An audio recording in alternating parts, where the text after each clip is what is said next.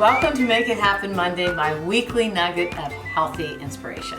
Today we're talking fermented foods. So the first thing I want you to know is they are rocking for health, deservedly so. The bottom line is, aside from their really pleasingly pronounced and zingy flavor, fermented foods, which are foods that are enhanced with microbes, offer a whole slew of additional benefits above and beyond those same foods in their unfermented form. Okay, so what are the benefits of fermented food? First of all, easier digestibility. The good microbes that are present in fermented foods have done a lot of the digesting for you and your system. And we have record numbers of people that have digestive issues, digestive dysfunction. So this is a great thing to know about. These foods are very, very gentle on the digestive tract. Fermented foods have a superior nutritional profile. They have more nutrients, particularly vitamins, B vitamins, vitamin K2, which is really special for bone health, cardiovascular health, additional antioxidants. What's happening is these beneficial microbes are producing these things, and you get to eat them. So if you eat, regular cabbage, which is great for you, it does not have the nutrients you can get in fermented cabbage, which is crap, which is this right here. The next thing I want to talk about is that the nutrients in fermented foods are more bioavailable. Your body can more readily take them in, right? That's great. You can absorb that much more of the nutrients in fermented foods versus their unfermented counterparts. Fermented foods have less anti-nutrients. You may have heard of phytates, oxalates. These are naturally occurring compounds that can bind minerals, making the ultimate amount of minerals that you absorb from certain plant-based foods less than are really there. And these beneficial microbes, which are typically mostly bacteria, but sometimes they're yeast and other things, will actually kind of, in a sense, do away with those anti-nutrients, specifically phytates and oxalates. Let's see, I think that's lastly the most important one. I think this is the fifth one. I know there are five I want to talk about. Lastly, perhaps the most important thing about fermented foods is the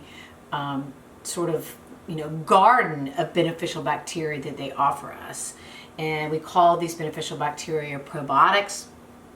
Probiotics are, a very hot subject matter currently, deservedly so, right? And what you get in fermented foods is typically a much broader variety of probiotics than you get in a probiotic supplement, and up to 100 times more. So the value, what you pay for beneficial microbes that are in fermented foods is typically a fraction of what you're going to pay if you buy a probiotic supplement. And we know that human beings from the beginning of time were fermenting their foods. They didn't have refrigeration. They didn't have means of preserving foods like we do. And so this has been something that from the beginning of time, our ancestors did, and we know it's safe. We know it's a great thing to do. So enjoy the full gamut. Let me go over the ones that are typically available in almost all grocery stores. All grocery stores. These have become mainstream foods. So one of my favorites, fermented, this is my favorite of all whole soy foods, which is tempeh. Tempeh is fermented soybeans. It is arguably the healthiest of all whole soy foods. We love it. It's fabulous. You just sort of put it in the skillet and brown it. It's delicious. Of course, yogurt. Greek plain is one of the best ones you could do. Kefir. Kefir kind of puts yogurt to shame in terms of the variety and the quantity of beneficial bacteria. So if you had to pick between these two, this one's way better. Nothing wrong with this one, but this one's way times 100 better. Kombucha. Lots of different brands of kombucha. Look for the ones that have the least sugar. Some of the big beverage companies have now bought up some of these boutique kombuchas, and what they are doing is they're adding more sugar to it, so that's not a good thing. You know, next thing you know, it'll have the amount of sugar that is in sodas. We don't want to do that. Go for the least sugar. Kimchi. Kimchi is a Korean fermented food available at all grocery outlets. It's wonderful. It's a combination typically of like cabbage and radishes and maybe some peppers. It's spicy, it's hot. Spicy hot is good. I love it. Then you can even ferment your own. So we do home fermentation. So this is some cabbage. This is kraut. This is actually cabbage mixed with kale.